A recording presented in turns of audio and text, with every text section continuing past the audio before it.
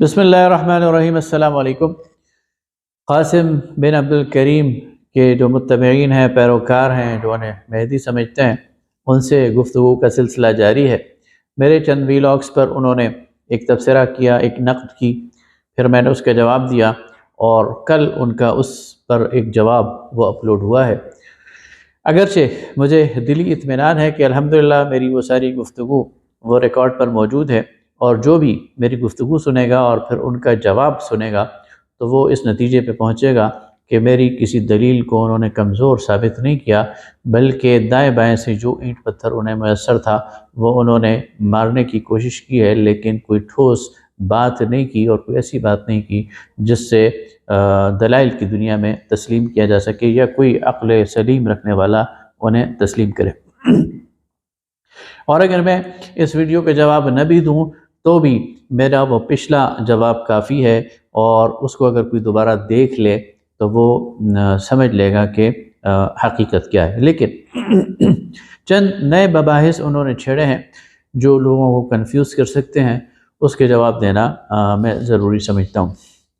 پہلی بات انہوں نے یہ کی کہ جو ضعیف احادیث ہیں یہ بھی مل کر، جب بہت ساری ضعیف احادیث مل جاتی ہیں تو وہ مل کر ایک صحیح حدیث کا درجہ اختیار کر لیتی ہیں۔ اس پر میں انا للہ و انا الیہ راجعون کے علاوہ اور کیا کہہ سکتا ہوں؟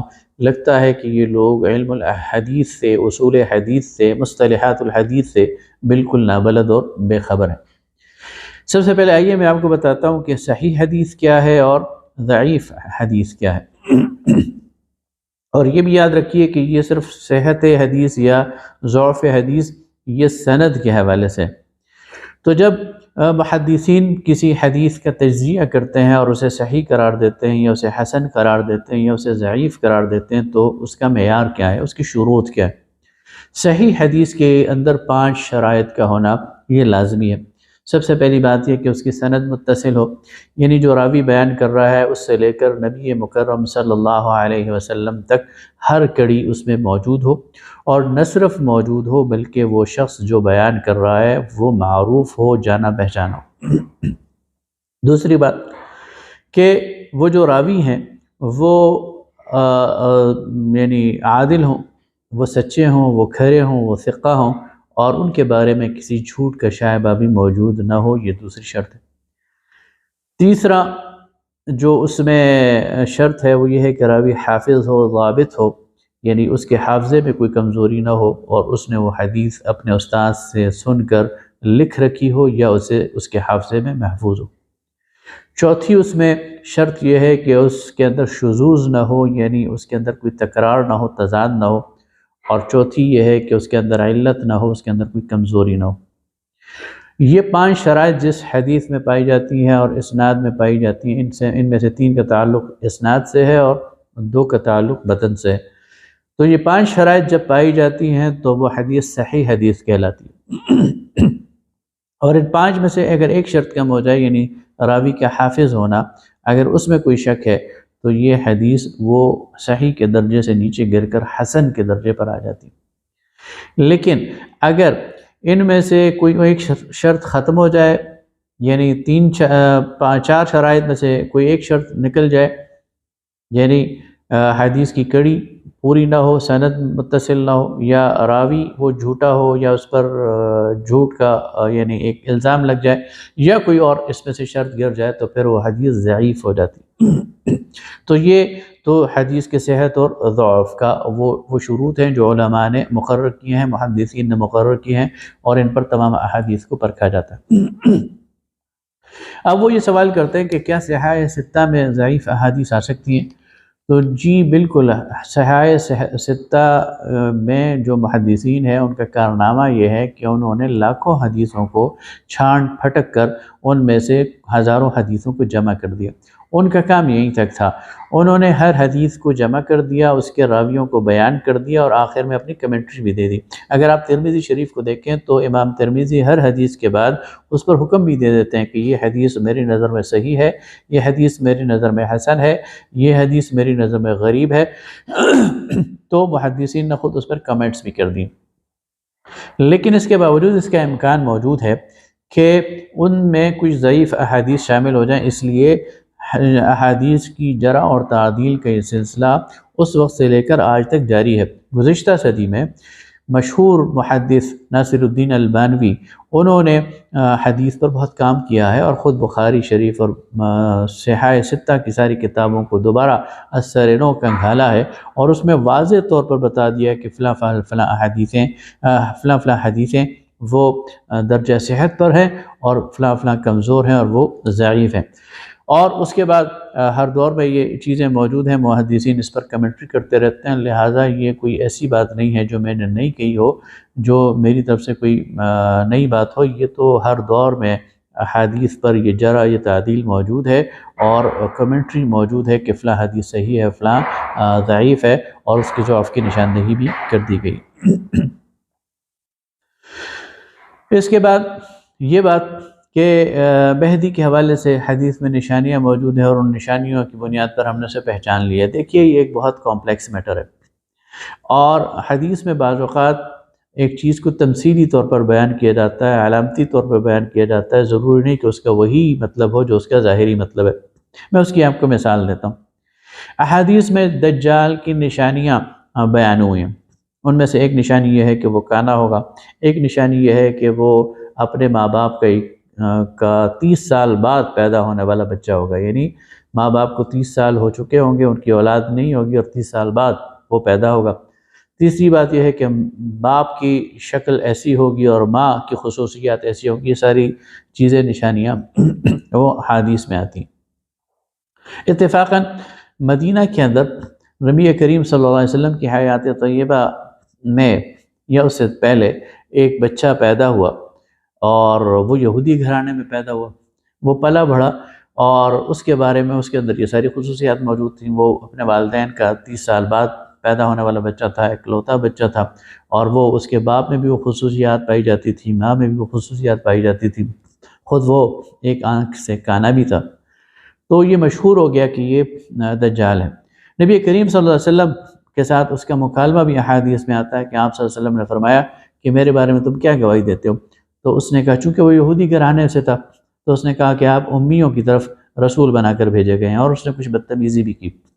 حضرت عمر رضی اللہ تعالیٰ عنہ اس موقع پہ موجود تھے اور کہا، یا رسول اللہ مجھے حکم دے کہ میں اس کی گردن اتار دوں۔ تو آپ نے فرمایا کہ عمر، اگر یہ دجال نہیں ہے تو اس کو مارنا بے معنی ہے، اور اگر یہ دجال ہے تو تم اس پر قابو نہیں پا سکو گے۔ بعد میں صحابہ کرام رضوان اللہ تعالیٰ علیہم اجمعین کی یعنی ایک جماعت میں سے کچھ لوگ، کچھ صحابہ آخر دور تک اسے دجال سمجھتے رہے، حالانکہ وہ مسلمان ہو گیا تھا، حج اور عمرے کرتا تھا، اور لوگوں کو کہتا تھا کہ دیکھو میں تو دجال کے بارے میں یہ بات آتی ہے کہ اس کی اولاد نہیں ہوئی، میری اولاد ہے، دجال مکہ اور مدینہ میں نہیں آ سکے گا، میں مکہ اور مدینہ میں آ گیا ہوں، لیکن لوگ اس کے بارے میں شک میں پڑے رہے۔ تو اس سے اندازہ ہوتا ہے کہ یہ جو علامات ہوتی ہیں ان کو بالکل at the face of it لینا اور بالکل ایسے ہی لینا جیسا کہ یہ بیان ہوئی ہیں، اس سے بعض اوقات مغالطے میں انسان پڑ سکتا ہے۔ تو یہ علامات ہیں اور ان کا ضروری نہیں وہی مطلب ہو جو وہ بیان کیا گیا ہے، اس لیے اس میں بہت احتیاط کی ضرورت ہے۔ اور یہ کہنا کہ فلاں شخص کا چونکہ پیشانی کشادہ ہے اور ماتھے کے بال غائب ہیں اور اس کی ناک بلند ہے تو یہ مہدی ہوگا، تو ایسے تو بہت سارے لوگ آپ کو اسی حلیے کے اور اسی شکل و شباہت کے مل جائیں گے، تو کیا وہ سارے مہدی ہیں؟ تو ایسا نہیں ہے۔ خوابوں کے بارے میں کہا گیا کہ چونکہ وہ خواب دیکھ رہے ہیں اور وہ خواب سچے ثابت ہو رہے ہیں تو وہ خواب تو پھر حجت ہوتے ہیں۔ اور اس سلسلے میں محمد قاسم بن عبدالکریم نے بھی ایک کلپ کہا، سب سے پہلے آئیں وہ کلپ سنتے ہیں، اس کے بعد اس پر تبصرہ کرتے ہیں۔ اس سے پہلے میں یہی سمجھتا رہا تھا کہ یہ شاید کوئی حدیث ہے جس میں یہ ہے کہ جو خواب ہیں وہ حجت نہیں ہوتے۔ تو میں نے کچھ دن پہلے عرفان بھائی سے پوچھا کہ آپ مجھے یہ بتائیں کہ یہ حدیث ہے یا کیا ہے، اگر حدیث ہے تو اس کا ریفرنس کیا ہے؟ تو عرفان بھائی نے مجھے بتایا کہ یہ کوئی حدیث نہیں ہے، یہ صرف علماء کا ایک موقف ہے کہ جو ڈریمز ہیں یہ اسلام میں حجت نہیں ہوتے۔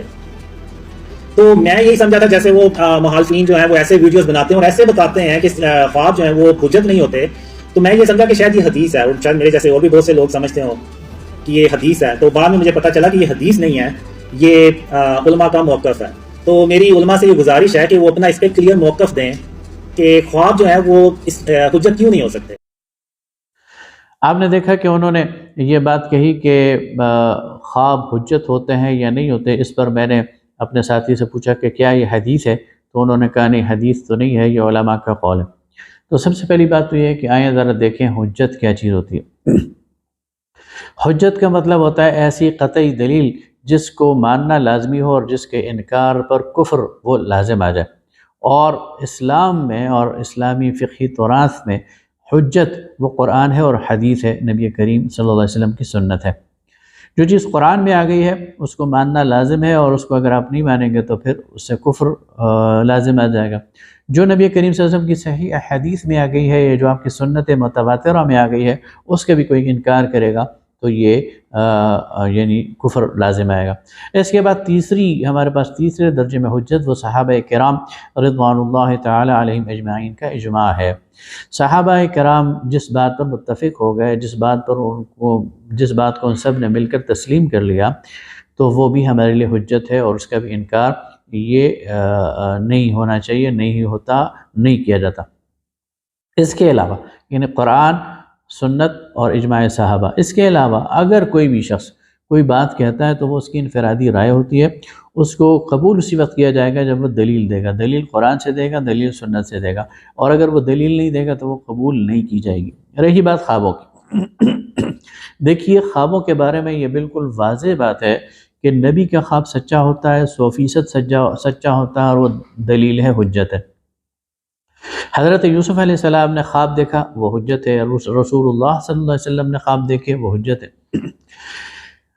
یا وہ خواب جو نبی پر پیش کیے جائیں، مثلا حضرت یوسف علیہ السلام کو جیل کے قیدیوں نے خواب سنائے یا بادشاہ نے خواب سنائے، تو وہ اس لیے حجت ہیں کہ وہ نبی پر پیش کیے گئے اور نبی نے ان کی تعبیر بتائی. یا اذان کے حوالے سے بات کی جاتی ہے کہ اذان بھی تو کسی صحابی نے خواب میں دیکھی تھی، بالکل صحیح بات ہے، لیکن وہ اس وقت حجت ہوئی کہ وہ خواب نبی کریم صلی اللہ علیہ وسلم پر پیش کیا گیا اور آپ صلی اللہ علیہ وسلم نے اس کی توثیق فرمائی، تو وہ حجت ہے. لہٰذا نبی خواب دیکھے 100% ٹھیک بات ہے، حجت ہے.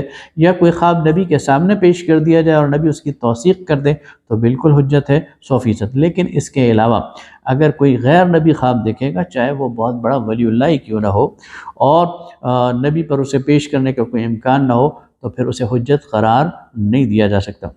یہ بات بھی کی جاتی ہے کہ نبی کریم صلی اللہ علیہ وسلم لوگوں کے خواب میں تشریف لا رہے ہیں. یہ بات بھی ظاہر ہے کہ ہم اس طرح نہیں قبول کر سکتے کہ کوئی شخص کہے گا کہ میں نے نبی صلی اللہ علیہ وسلم کو دیکھا ہے اور انہوں نے یہ فرمایا اور یہ فرمایا. اس کی اسکروٹنی کی جائے گی، اس کی تفتیش کی جائے گی، اور اس کے باوجود بھی وہ خواب اس کی پرسنل کیپیسٹی تک تو ٹھیک ہے، لیکن وہ کسی اور پر بائنڈنگ نہیں ہے، اور کسی اور کو اس کا ماننا یا تسلیم کرنا یہ ضروری نہیں ہے. لہٰذا یہ جو ساری باتیں ہیں یہ محض تعویلات کی بنیاد پر گھڑی جا رہی ہیں اور دیکھی جا رہی ہیں. ان لوگوں کو مشورہ یہ ہے کہ حدیث کی بنیاد پر اگر آپ بات کرتے ہیں تو پہلے حدیث کو سمجھنے کی کوشش کریں، حدیث کا علم حاصل کرنے کی کوشش کریں، اور حدیث کے اندر تدبر اور تفکر کا ایک جذبہ پیدا کریں، اور لوگوں کو گمراہ کرنے کی کوشش نہ کریں. بہت شکریہ.